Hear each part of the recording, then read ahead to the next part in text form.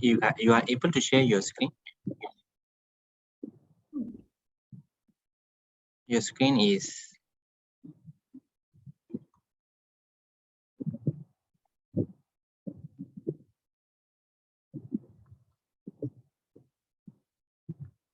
try to share your screen again. Okay.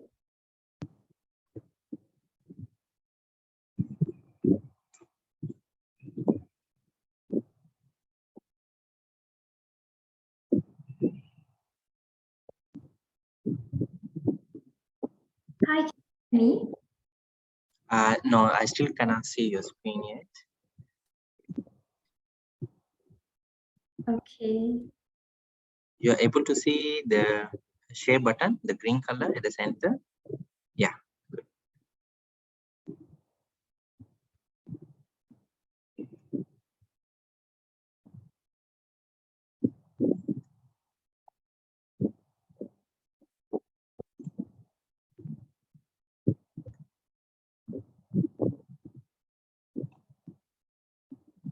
Great.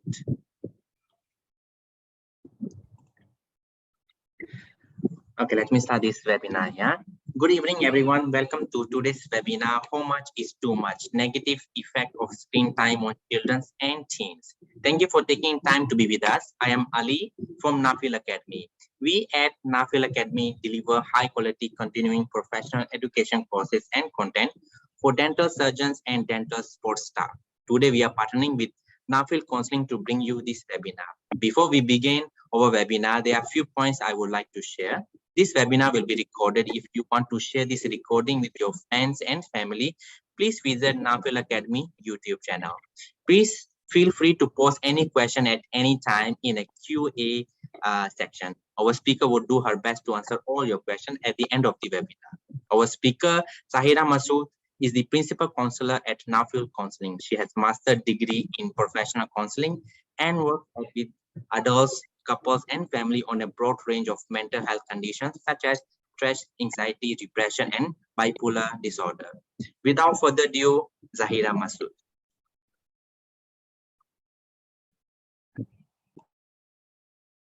Thank you, Ali. A very good evening to everyone. Thank you for joining me here today in another webinar on our parenting series. So, how much is too much? Negative effects of screen time on children and teenagers. I'm Zahira, Principal Counselor with Nuffield Counselling. Just a little bit of a background about me. Before I joined Nuffield, I was previously a school counselor and a therapist specializing in cognitive behavioral therapy. During my time in school, I've worked closely with students, parents, school staff to support students' mental health and social emotional development. Okay, so like what Ali just mentioned, right? There will be a question and answer towards the end of the webinar. I'll try to answer as much as I could, but right now, you guys can just post up your questions pertaining to the topic as we go along. Okay, I'll also like to highlight that this webinar today is meant as a guide to share some of the strategies on how we can promote healthy screen time for our children. Most of these resources are readily available online, but you can also reach out to me if you need any information of what is being shared today. Okay, so let's begin. Here are the topics that I will be covering today. Okay, negative effects of excessive screen time on mental health, tips to reduce screen time, establishing guidelines at home with devices, and how can parents support their children and teens with healthy screen habits. Okay, so the negative effects of excessive screen time on mental health. It's interesting how we are all so disconnected in this connected digital world. Let that statement sink in for a bit, okay? As you can see everywhere around us, people are glued to their mobile phones, looking at their emails, social media, or maybe watching a movie. How many times have a stranger look at you, wish you good morning, or just simply smile at you to acknowledge your presence? Hardly, right? So we are more connected than ever with with more people, and feeling very lonely and anxious and depressed. Online interactions simply isn't as satisfying as offline interaction. We are so disconnected from the present moment, but available online. Sad to say, it has somewhat become a norm. Since the pandemic hit us, many of us, including myself, have spent a lot of time on the digital space, whether it's Zoom calls, meetings, watching social media, or Netflix shows, and so on. All of us are just guilty in some form or another, right?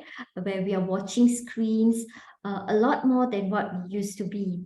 But what is all that screen time doing to our brains? And could it be an impact that could be long-lasting, especially for children? Today's topic is very relatable to all of us, especially parents with young children and teenagers. Screen time these days seems to be a non-stop stimulation in an infinite virtual world. Everything is kind of transformed into this 2D space. Our brains are somewhat addicted to the screen. The children mostly are susceptible to it. Okay, so if you can recall, when they first started off with remote learning during pandemic, the virtual world began for them. Then it spiraled into watching videos on YouTube or playing games. Then it just became ever so often, and there was no end to it. I'm sure all this sounds familiar to you. The other one would be parents are also seen giving mobile devices to kids as early as 2 to 5 years old to calm them down during a stressful episode in the train, or maybe just to entertain them during that train ride or during outings. Sometimes it is also to juggle their own needs while doing so. This is the only way to keep them occupied. I know it works. We are all guilty of this. Screens somehow have the power to captivate children's attention in a way almost nothing else does, allowing us parents to have that a little bit space to breathe, right? But what is the impact of screens on that young brains, and how much screen time should they be exposed to? What it does is that the brains are wired to keep watching or binging. This activates the reward center found in the midbrain, where dopamine is released and sent to our nucleus accumbens in the basal ganglia. What it does is that it taps into the more survival and pleasure-based center of the brain. That's where it drives us to watch the next episode after another. On the other hand, the prefrontal cortex is where the more rational part of you that tries to reason it out tells you to stop that binging, and steps in to tell the brain that you need to sleep, or you probably should turn off the screen right now, right? So now this will be a constant battle between the immediate pleasure and the self-control, making us pretty exhausted at the end of it. I'm sure many of us have experienced this. This is detrimental, especially to children. Studies shows that children, the longer the amount of time that they spend on their screens, their social emotional development may be impacted. A study that was done by American Journal of Diseases of Children, increased use of mobile devices for calming children between the age of 3 to 5 years old was found to be associated with decreased executive functioning and increased emotional reactivity. What this means is that the findings of these studies suggest that young children with higher urgency, the frequent use of devices for calming them down should be avoided. Another study that was done by Patricia Cole, one of the world's leading brain scientists, runs experiments on more than 4,000 babies each year. And what they discovered is that little babies under a year old do not learn from a machine based on the several brain scans that they took on a computer. Even if you show them captivating videos, the difference in learning is extraordinary. You get a genius learning from a live human being, and you get zero learning from a machine. Perhaps that's why WHO recommends no screen time for babies under 2 and no more than 1 hour screen time a day for those aged 2 to 4. I also wanted to share a personal experience of mine as a mom. I noticed that my child too had struggled with the impact of excessive screen time during the pandemic. During that time, our children were stuck at home, right? And the only way of communicating to the outside world was that virtual space. The isolation and not being around friends have impacted them greatly than what we think it was, right? Okay, so what I saw that took a toll on her, where she spent a lot more time on her devices as a way to stay up to date or just connect with others. But that wasn't enough, of course, because of that isolation and that loneliness. It spiraled into other things such as watching movies, YouTube on her laptop, and constantly being on social media. It was tough, as at that point there was no other outlet for her to get that kind of interaction to the outside world, and that was the only solution to that isolation. My girl is usually a calm and happy girl who is able to regulate her emotions well, but I noticed an immediate shift in her behavior. She was lethargic, irritable, moody, and was dysregulated when she was not having the adequate amount of sleep compared to her regular self. So according to Mayo Clinic, excessive screen time in kids has been linked to a loss of social skills, behavioral problems, insomnia, obesity, and even violence or aggression.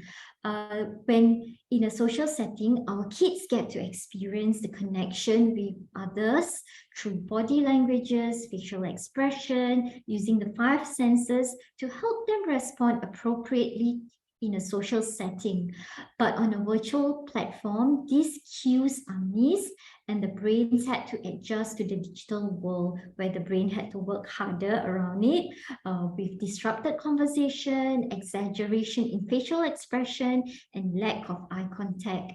Aside from that, some parents have also shared with me that at that point of time, working from home has blurred the boundaries, and really, they themselves ended up in their own screen images and work, that they were struggling to balance their own screen time and their children's. So yes, know that you're not alone, okay? A lot of parents do struggle with these to impose healthy limits on themselves too. The average adult spends over 11 hours per day behind the screen. It has been an arduous experience, especially given that the fact that internet became a vital link to the outside world. It is important to understand how much screen time can be harming everyone in the whole family. Whether you keep your TV on all the time, or the whole family just sits around staring at their smartphones, too much screen time can definitely be harmful. The impact of screen time on children's mental health has been a debated topic among those who study the subject, and as our reliance on screen only continues to increase. So the research has shown that elementary or primary school age children who watch TV or use computer more than 2 hours per day are more likely to have emotional, social, and attention problem.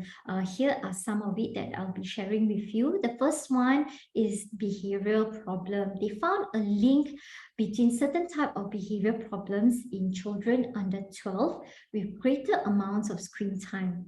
The problems included internalizing behavior issues such as feelings of anxiety, depression, and externalizing behavior problems like aggression, inattention, or showing of defiance. Okay, so like what I mentioned earlier, the exciting nature of screen time can trigger the release of dopamine, right? A feel-good neurotransmitter that makes us associate screens with pleasure, and therefore something we want to spend more time with.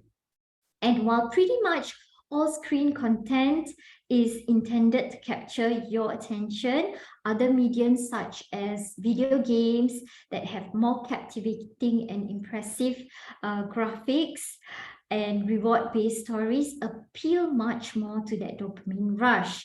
So when the game stops, so does the dopamine release. And for some children, not having the ability to control that can result in irritability. Okay, so the next one would be social skills. With increased use of technology, children might not be adequately developing their social skills. This can lead to more children being socially awkward, withdrawn, shy, or intimidated by social situations. They might not know how to engage with other kids. Developing social skills takes practice, and if technology is often in the way, there are fewer opportunities for kids to develop these skills. Okay, these can be very relatable to all of us. Children might get used to, being alone, confined in their room where they're fully immersed in their devices, and the loss of desire to even engage with their parents. I'm sure many of you parents understand this. They are not able to engage with you or friends outside the internet. The virtual world has become something that they are so familiar with that often this virtual world reality is more appealing and entertaining to the physical reality. Okay, the next one, number 4, would be ability to focus. For children to be successful, they need to learn how to concentrate and focus. Okay, children who spend a lot of time using devices might have a reduced attention span and ability to focus due to their reliance on technology. So technology can potentially influence the child's developing brain and problem-solving skills.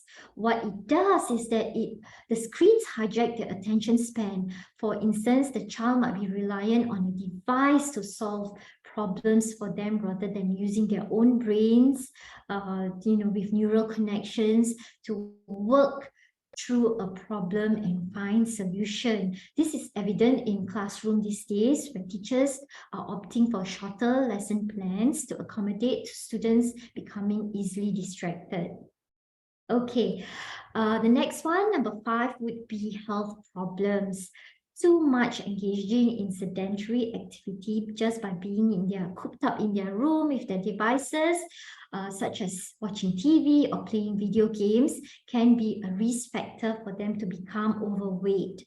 The lack of exercise due to just being trapped inside their rooms can cause that weight gain. If young children are constantly being stimulated by screen, they often forget how to rely on themselves or others for entertainment. This leads to frustration and hinders imagination, impedes creativity and motivation to even step out and do probably other activities such as cycling or running, in physical activities that can increase their well-being, right? So number 6 would be sleep problems. Although many parents use TV to unwind, I know all of us do this by looking and scrolling all the time before bedtime.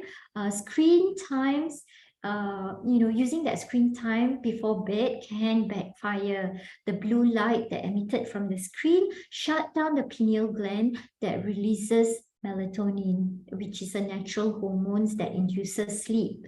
So therefore, it interferes with the sleep cycle in the brain and can lead to insomnia if kids use their devices before bedtime. This could also lead to reduced sleep quality, affecting their overall well-being and immune system. Okay, number 7 is dangers of browsing. I know there's so much information available on internet these days, and it's difficult for parents to monitor what their children are exposed to, including inappropriate content or interactions with strangers. But poorly managed screen use can also desensitize children to graphic content. In other words, that initial revolution one feels when a person see an animal being hurt or injured will decrease over time with multiple exposure to violence. Children's brains are like sponges. They absorb everything around them. This can lead to more acting out or in hostility and violence, and increased appetite, where there's increased appetite for that kind of content, and eventually they will imitate what they see on TV. Okay, number 8 would be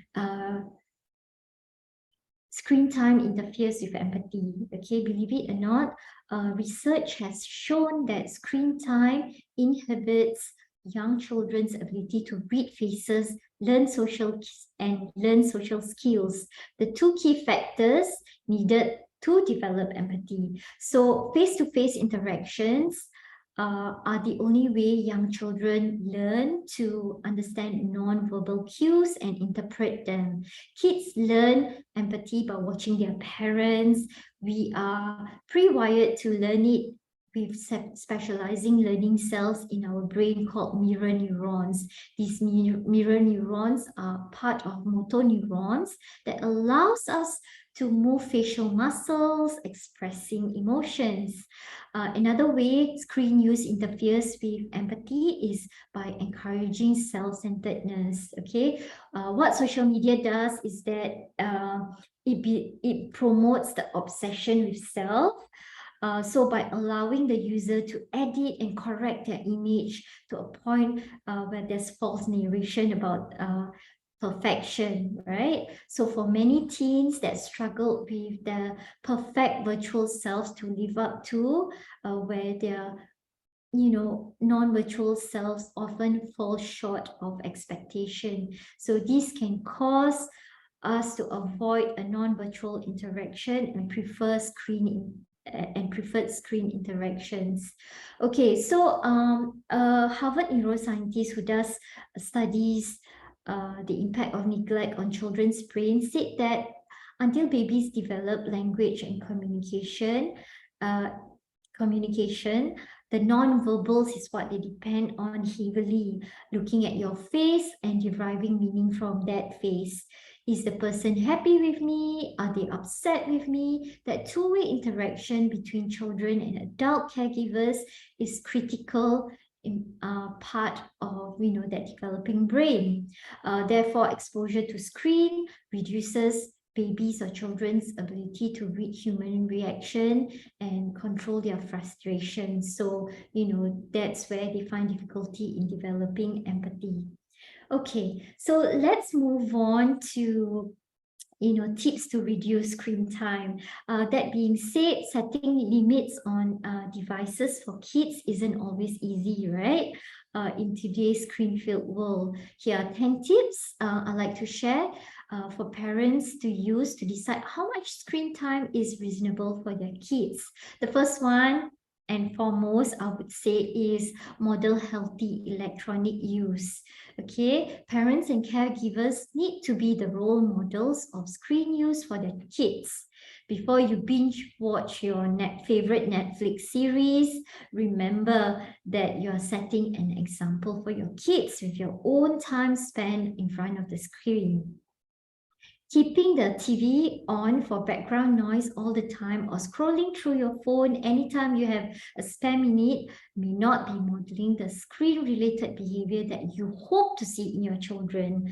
Telling your child to turn off his video games while you are sitting in front of the TV won't do you any good. So it's important for you to set, healthy limits on your electronics use for your own sake as well, for your child's sake. I know that most of the conversations about the dangers of screen time focus on children, but it is important to recognize that adults may experience many of the same harmful effects like obesity and sleep problems. But even if you're not experiencing any of these, it could be also harming your relationship with your child. Believe it or not, digital devices can harm relationships. Okay, a survey that was done in 2015, 1/3 of children reported feeling unimportant when parents look at their smartphones during meals or even during playtime. You may think that replying to a quick text message may seem harmless to you, but it could be sending the wrong message to your child, that your phone is more important than they are. Another study suggests that giving your child interrupted care by repeatedly checking your smartphone could also affect his development and increase chances of developing mental health problems like depression and anxiety. Okay, so the number 2 would be educate yourself on electronics. Okay, today's kids are so tech savvy. Most of them are more advanced and they know more about technology than most adults do. So parents, you need to stay up to date to the latest apps, games, social media platforms, and trends. For example, you can't teach your child about the risk of social media unless you understand the dangers yourself. Likewise, you wouldn't be able to prevent them from consuming certain type of media such as violent video games if you don't have an understanding how these forms of media are rated. Okay, so number 3 would be create technology-free zone. Establish zones in your house where devices are simply not allowed. One example is your home's dining room or kitchen, which you could keep reserved for having meals and meaningful family conversations with your children. Number 4, set aside times to unplug. It could be a specific time for your whole family to unplug from all their devices. Example, dinner time or an hour before bedtime. If you all agree to set aside your devices, it gives you more family time and the opportunity to spend thoughtful and quality moments together. So while establishing your own family rules, you might want to include to curb screen time, say for example, no digital devices during family meals, no electronics used during fun family nights, no screen time in the car, no screens allowed in bedrooms. Here are just some examples. In addition, I would recommend another technique that you might want to consider to do an occasional digital detox for the whole family.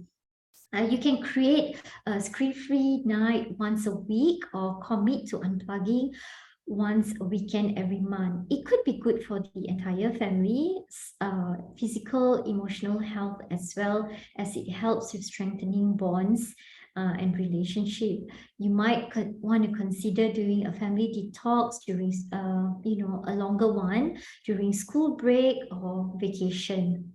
Okay, so number 5 would be use of parental controls. I find this especially helpful for primary school going kids. Okay, these are tools that you can use to protect your kids from accessing explicit content on the internet and on TV. Most routers, web browsers, TVs have parental control that you can set up to filter or block any unwanted content. If your kids have smartphones, there are also built-in settings or apps you can download that allow to create content filters. Many also allow you to block specific website, web searches, or even keywords. Some of the recommended ones which are free would be Google Family Link, Android Parental Control app, kids logger, phone monitoring app, and so on. Or you can use our trusted friend Google to help you research on what's the best app out there. Alternatively, you may also want to reach out to me for some of these resources. Okay, so number 6 would be sharing of password. I know this next point can be quite challenging, but you might, I think I didn't state it there, but you might want to consider asking your kids for their password to their online or social media accounts. If you intend to install parental controls and privacy filters in these digital devices, explain to your child why it's necessary. Have an open discussion with your child on harmful internet content, such as inappropriate videos that may have pervasive adult content, violence, or religious radicalization. Remind your child not to chat with strangers online. He or she should inform you if there are online messages, posts, or photos that make him or her feel uncomfortable. Provide the research articles for them on facts that is connected to these harmful content, and make sure that they are informed and educated on this. Illustrate with an example of what could happen if his or her password are known to others. Reach an agreement to be kept informed of your child's password until he or she reaches a certain age or are able to show you good or healthy online behaviors. Kids don't always have the maturity necessary to handle online interactions and can also be vulnerable to cyberbullying. So you need to discuss the options as a family, but it will be entirely up to you as a parent to figure out what's the best way to help protect your child while still allowing them to have some sort of privacy and autonomy. Okay, number 7 is explain why you're limiting screen time. If your kids understand the reason behind it, that screen times have their downsides, then they are much more likely to follow the rules you set. If your kids think you're being unreasonable or being mean, they might be more likely to resist or break the rules that you're trying to enforce. Encourage your child to participate in conversations with the pros and cons of electronics based on what's appropriate for your child's age. Explain why violent video games and TV shows and movies can be harmful. If your kids use the internet, make sure to have that conversation with them about the dangers of online predators. Every family member should be included in these discussions about screen time and part of creating that awareness and set of boundaries that everyone can follow. The number 8 is encourage other activities. We know that there are all sorts of apps, games, and devices and content that are available out there that makes it easy for kids to become reliant on their electronic for entertainment. Encourage your kid to seek out and get involved in activities that don't need these devices, like playing outside, reading a book, or even digging out a board game, some of the ideas. You could also encourage your kids to participate and come up with their own ideas, what kind of activities they would like to do as part of family bonding. It can help to establish or enforce, certain kind of schedule or rules that your home might want to follow.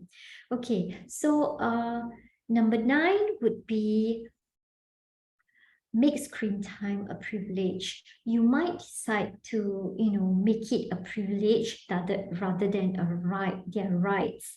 Okay, so when facing negative consequences of their bad behavior or actions, you may want to consider using a form of discipline that involves taking, these privileges, right? Which is their devices. Okay, so maybe that is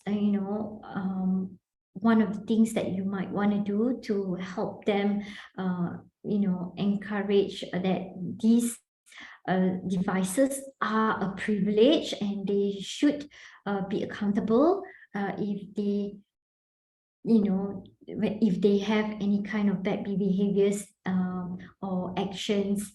So I feel like whenever you have a set limit on how much screen time is allowed, don't allow kids to have that extra time on their devices as a reward. Instead, stick to a daily limit that offers, free or low-cost rewards to reinforce positive behaviors. Encouraging your kids to buy into less screen time and screen-free zones will be much easier if you engage with them in a positive, fun, and authentic way. They're more likely to resort to screen time as a form of escapism if you're constantly reminding them about how messy their rooms are or about how they haven't done this assignment right or on time. Set clear, consistent rules and expectations. Inconsistency can lead to intermittent reinforcement, which maintains and increases unwanted behavior.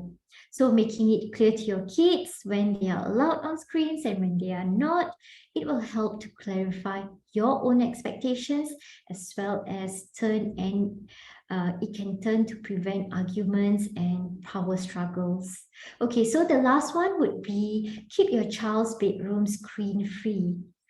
You won't be able to monitor their screen use if you allow them to use their devices in their rooms or anything that is out of your sight, right? For this reason, you might want to make it a rule that TVs, video games, computers are not allowed in their bedrooms.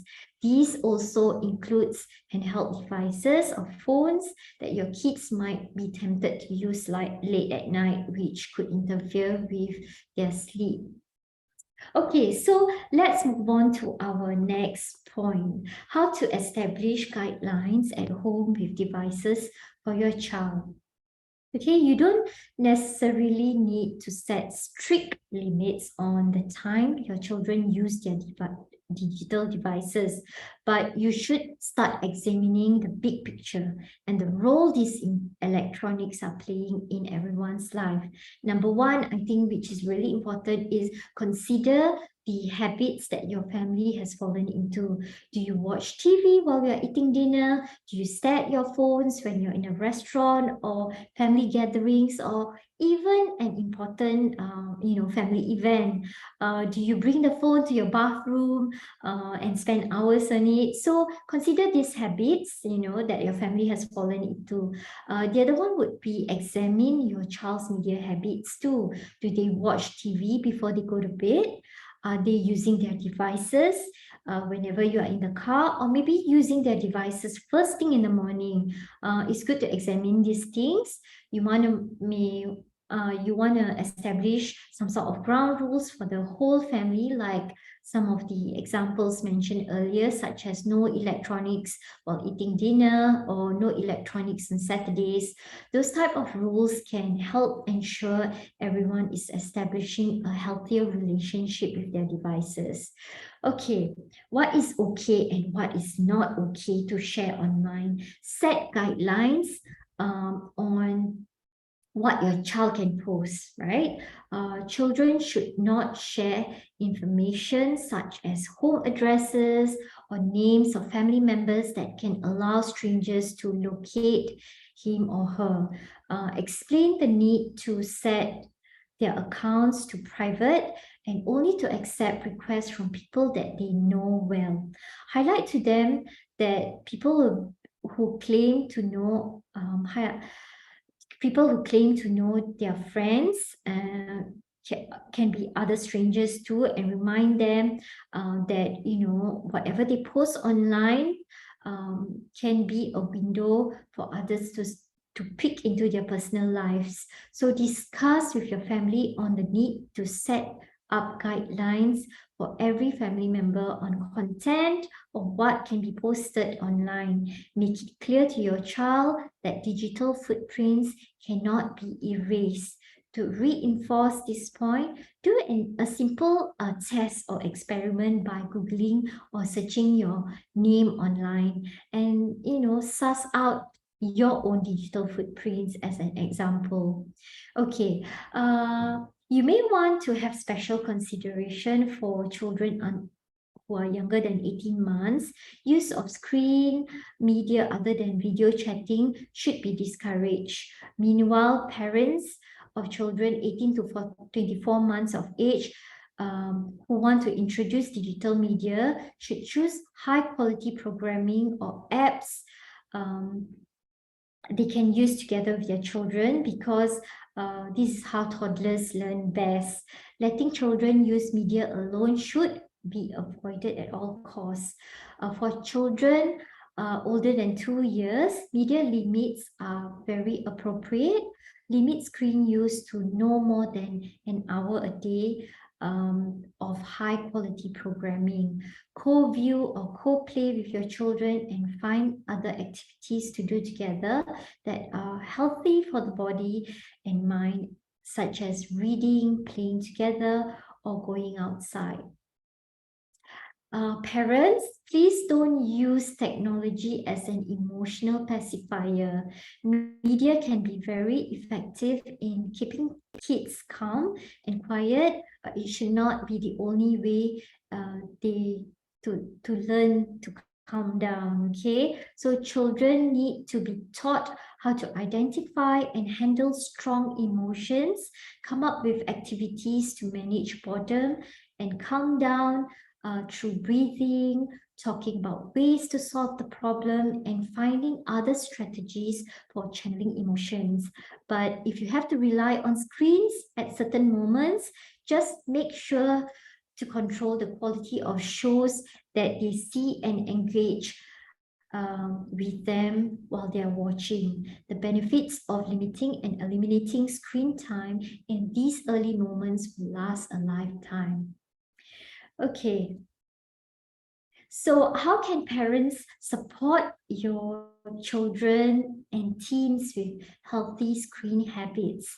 Remember, it's okay for your teens to be online. In today's world, online relationships are part of typical adolescent development. Social media can support teens as they explore and discover more about themselves and their place in the grown-up world. Just be sure that your teen is behaving appropriately in both the real and online worlds.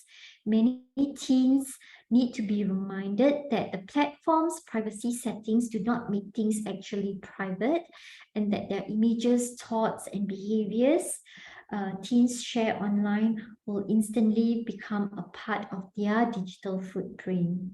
Keep lines of communication open and clear, and let them know that you are there if they have any questions or concerns. Warn them about the importance of privacy and the dangers of predators and sexting.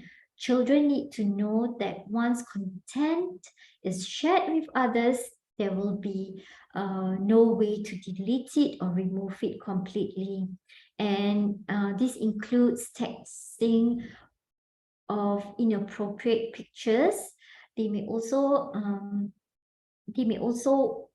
not know about how to choose the usage of privacy settings, and they need to be warned that sex offenders often use social networking, chat rooms, emails, and online gaming to contact and exploit children. Remember, kids will be kids. They will make mistakes while using devices or the media. Try to handle these errors with empathy and turn those mistakes into a teachable moment. Okay, but some indiscretion, such as sexting, bullying, posting of self-harm images, may be a red flag, and that hints to troubles ahead. Parents must observe closely and carefully that their children's behavior. Look out for changes such as loss of interest in activities that they used to enjoy or big changes in their moods. Watch them when it is, how they are struggling to put away their phones and engage with people around them. If needed, enlist supportive professional help such as counselors or family pediatrician. So check up on children regularly, but without sneaking around behind their backs. One way would be asking children open-ended questions like, how do they feel when they're not on their phones? Are they feeling stressed? Are they feeling relief? Or having fear of missing out? Because kids are undergoing huge changes all the time at this age between 10 to 14, behavioral changes can probably not necessarily be related to their smartphones, but it's good to have regular conversations with them to support them through that transition. Okay, so be open to changing their agreement too, and listening to reasons for more flexibility and freedom. By 15 or 16, teens should have some expectations what they want to do with their phones in private. That doesn't mean that their education stops, so continue to educate them on the harmful effects and keep asking questions and making sure that your kids know that they can come up to you about any phone-related issues or any kind of bullying that happens online. If it's a challenge to talk to them, I know this happens with a lot of teenagers. It is very difficult for parents to talk to them. Texting would be another option. The adolescent's brain continually changes and rewires itself in response to daily experience, and that adaptation continues to their mid-20s. Okay, so in some, digital devices are integral part of our world today. The benefits of these devices, if used moderately and appropriately, can be a great source to any one of us, but research has shown that face-to-face time with family, friends, and teachers plays a pivotal and even more important role in promoting children's learning and healthy development. Keep the face-to-face up front and don't let it get lost behind the stream of media and tech. Parents, schools, pediatricians, professionals, and researchers need to continue to pay close attention to and intervene with screen time in structured and consistent ways across all domains to foster healthy biopsychosocial development of our children. If you're a parent and struggling with your own mental health, or you're concerned about your child's mental health, Nuffield Counselling is here to provide confidential support 24/7. Call us for a free 10-minute consultation today to understand your mental health needs. With that, I'll be ending the webinar, and it's time for Q&A.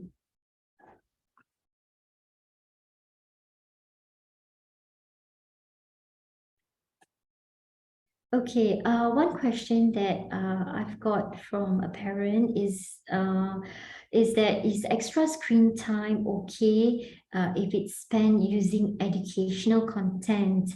I know it's, while it's great to give your child as many educational opportunities as possible, time spent on educational games and TV shows is still considered screen time. So it's still taking away time that could be used for real world educational experiences as well as physical exercise. So there are also a few things to keep in mind regarding educational content. First is not to use app and game or video that is labeled as educational truly is. So you should try using the media first to check out to make sure whether it's productive or age appropriate, that it falls in line with your own personal values and goals that you have set for your family, and that it's not overloaded with distracting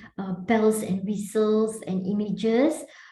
Second, remember that while these programs may give a different perspective or extra learning opportunity, they do not replace physical homework. So in short, do not be too quick to trust educational content, and make sure that they are still involved in their own physical homework.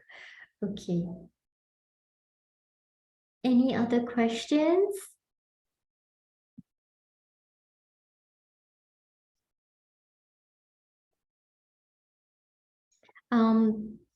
Okay, another one I think that is, through this whole webinar, right? Some parents do ask whether their child should be kept away from screens as much as possible. Of course, I would say yes. The less time looking at screens, it is better for their mental health. This is common misconception shared by many parents. In most cases, children over 24 months do also benefit from screen time at this age, where they start to show learning tendency and digital content, different digital content, such as some kids like to watch Peppa Pig, this and that. It does provide ample opportunities for the child to learn and absorb information. But of course, for children at that age, please limit the screen use to under 1 hour, because of the attention span that children usually have during using those kind of content for learning. So it's good to, just the way you treat food by planning set times throughout the day, more importantly, sticking to them. Be consistent about using these devices for educational purpose as well. So make sure it doesn't interfere with their sleep, exercise, social interactions, and other important activities in the young person's life.